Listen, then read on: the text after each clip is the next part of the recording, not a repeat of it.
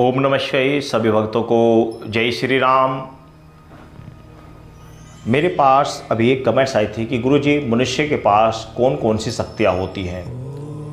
ईश्वर के ओर से मनुष्य को ये शक्तियाँ ऑलरेडी पहले ही मिली हुई होती हैं।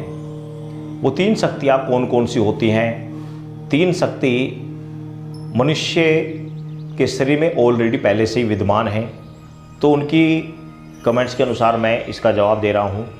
वो तीन शक्तियाँ कौन कौन सी होती है, आइए जानते हैं। सर्वप्रथम आती है जीवन शक्ति। जीवन शक्ति का अर्थ होता है रोगों से लड़ने की शक्ति। जीवन शक्ति का अर्थ होता है कि यदि आपको कोई रोग हो गया तो आप उससे लड़ सकते हो।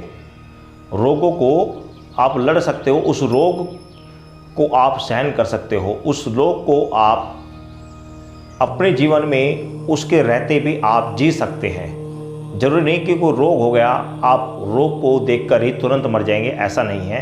आप उससे लड़ सकते हैं, रोग से लड़ सकते हैं, लड़कर उस पर विजय पा सकते हैं।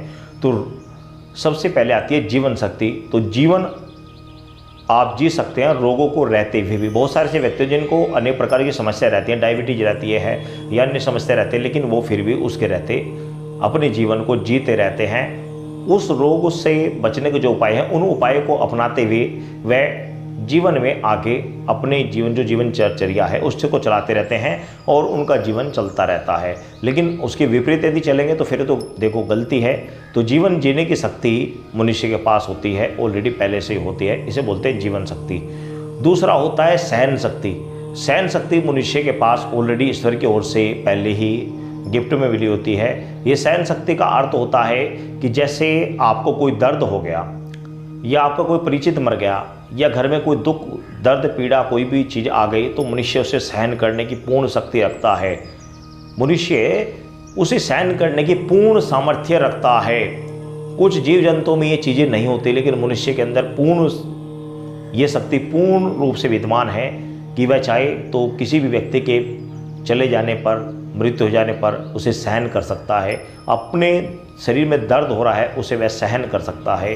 तो ये सहन शक्ति मनुष्य के अंदर बहुत अधिक मात्रा में होती है। और तीसरा होता है पाचन शक्ति। पाचन शक्ति एक ऐसी होती है जो मनुष्य के शरीर में ऐसे विद्यमान है कि मनुष्य पाचन शक्ति के द्वारा, कुछ लोगों की पाचन शक्ति इतनी तीव्र होती है कि वो कंच तक खाते हैं। कुछ लोगों की पाचन शक्ति इतनी तीव्र होती है कि वह लोहा तक खा जाते हैं। तो मनुष्य के जो पाचन शक्ति होती है यह बड़ी तीव्र होती है और ये ईश्वर की ओर से ऑलरेडी इंसान को एक रूप से गिफ्ट रूप से मिली होती है। तो मनुष्य के पास ये तीन शक्तियाँ ईश्वर की ओर से ऑलरेडी मनुष्य को पहले से प्रदान होती है।